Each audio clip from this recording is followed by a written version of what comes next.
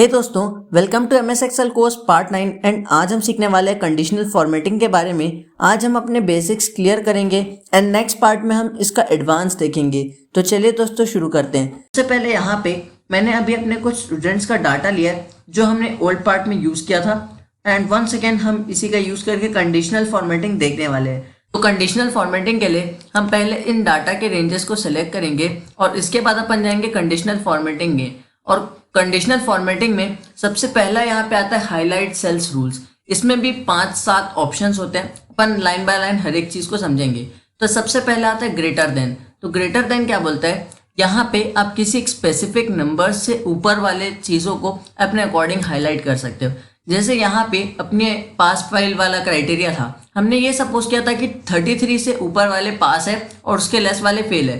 तो यहाँ पे अपन 33 लिखेंगे और इसके ऊपर जो भी पास होगा उसको अपन ग्रीन कलर से हाईलाइट करके पास कंसिडर करने के लिए शो कर देंगे बेसिकली। और जैसे अपन ने ऐसा किया तो यहाँ पे जो लोग मेरे पास हैं उन लोग में हाईलाइट्स शो कर रहे हैं और जो लोग फेल है उनमें बेसिकली हाईलाइट्स ऐसा कोई ऐसा शो कर नहीं रहा है। इसके बाद अभी अपन यहाँ पे एक और चीज़ देखने वाले हैं जिसमें नेक्स्ट आता है यहाँ पे लेस देन। तो लेस देन को देखने के लिए अगेन अपन इस डाटा रेंज को सेलेक्ट करेंगे, कंडीशनल फॉर्मेटिंग में जाएंगे, यहाँ हमें जाना है लेस देन में। लेस देन में अब अपन करेंगे 33। तो जो 33 से कम है उनका लाइट रेड फिल से जो हाईलाइट है वो शो होगा। तो यहाँ पे जितने लोग 33 से कम थे उनका शो हो रहा है। अब वैसे यहाँ पे एक 33 बस रह रहा है जिसके लिए अपन यहाँ पे इक्वल टू का यूज़ करेंगे। अपन इक्वल टू में डाल देंगे 33। तो जितने लोग का 33 के इक्वल्स था वो अब यहाँ पे हाईलाइट हो जाएगा। हाईलाइट करने के लिए इस बार मैं कस्टम फॉर्मेट में जाऊँगा और इस कस्टम फॉर्मेट में यहाँ पे मैं कलर सेलेक्ट कर लेता हूँ लाइट ब्लू और इसको मैं कर दूंगा ओके। तो जैसे ही मैं ओके करता हूँ तो ये लाइट ब्लू से हाईलाइट हो जाएगा। तो इस तरीके से आप डिफरेंट स्टाइल्स में कंडीशनलाइज फॉर्मेटिंग कर सकते हैं। अभी यहाँ पे हम कंडीशनल फॉर्मेटिंग का नेक्स्ट चीज़ देखने वाले हैं जो कि है बिटवीन। तो बिटवीन को देखने के लिए मैं अपनी इस सेल्स की रेंज को सेलेक्ट कर लूँगा और इसके बाद मैं जाऊँगा कंडीशनल फॉर्मेटिंग में, हाईलाइट सेल्स रूल्स में एंड बिटवीन में। इस बिटवीन में अपन कोई भी 2 नंबर्स देंगे जिनके बिटवीन में अपने को सेल्स को हाईलाइट करना है। तो मैं यहाँ 2 नंबर दे रहा हूँ 200 एंड 300। और 300 और 200 के बीच में देने के लिए मैं यहाँ पे येलो फिल इसका हाईलाइट शो करने वाला हूँ। तो जैसे ही मैंने इसको किया तो यहाँ पे बिटवीन के बीच में जितने नंबर्स थे उन 2 पर्टिकुलर नंबर्स के बीच में जितने नंबर्स थे वो प्रॉपरली आ रहे हैं। इसके बाद अपन यहाँ पे एक डायनामिक वे में बिटवीन शो कर सकते हैं, जिसके लिए अपन साइड में कोई भी ऐसी जगह 2 नंबर लिखेंगे लाइक 120 एंड 400। इसके बाद अब मेरे को इसमें डायनामिक वे में बिटवीन शो करना है तो मैं इसको सेलेक्ट करूंगा, कंडीशनल फॉर्मेटिंग में जाऊंगा, यहाँ मैं जाऊंगा मैनेज रूल्स में। इस मैनेज रूल्स में अपने को बेसिकली करंट सिलेक्शन रहने देना है और जाना है एडिट रूल में। इस एडिट रूल में अब यहाँ पे मेरे पास 2 नंबर है, इन 2 नंबर्स की जगह पे मैं पहले इसको सेलेक्ट करूंगा और नेक्स्ट वाले नंबर की जगह पे मैं इसको सेलेक्ट करूंगा। इसके बाद अब मैं जाऊंगा फॉर्मेट में। फॉर्मेट में जो मेरा फिल है इस फिल कलर को मैं दे दूंगा या मैं देता हूँ ऑरेंज। और इसके बाद मैं जाता हूँ ओके। ओके करने के बाद अब फॉर्मेटिंग तो हो गई है तो अपन इसको भी ओके कर देंगे।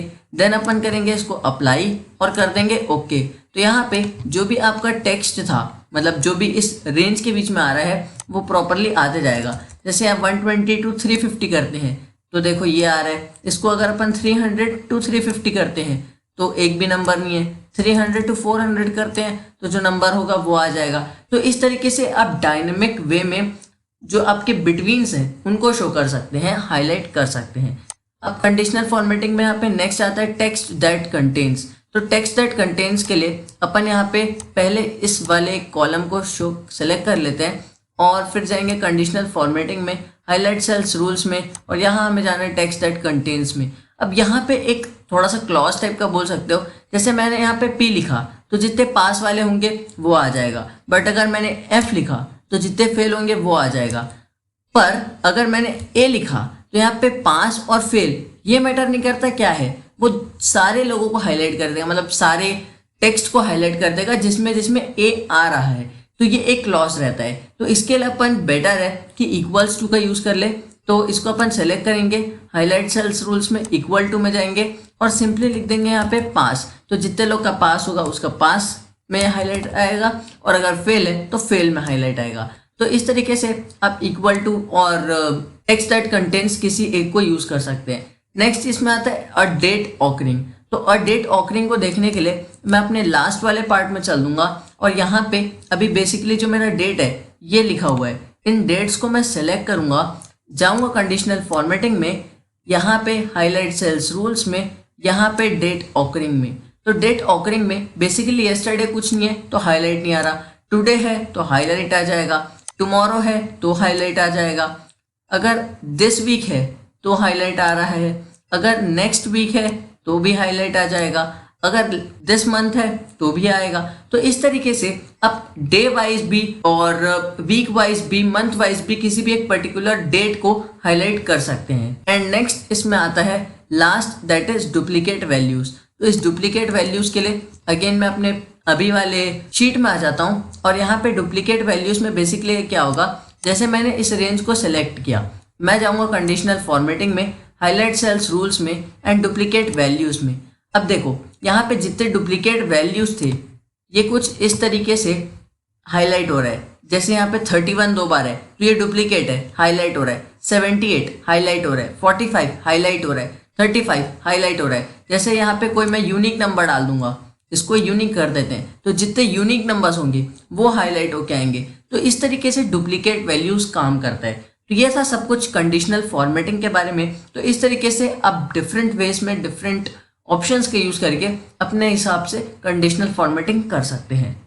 तो दोस्तों बस यार इस कोर्स के आज के पार्ट में बस इतना ही। उम्मीद है आपको सब कुछ समझा होगा कंडीशनल फॉर्मेटिंग के बारे में।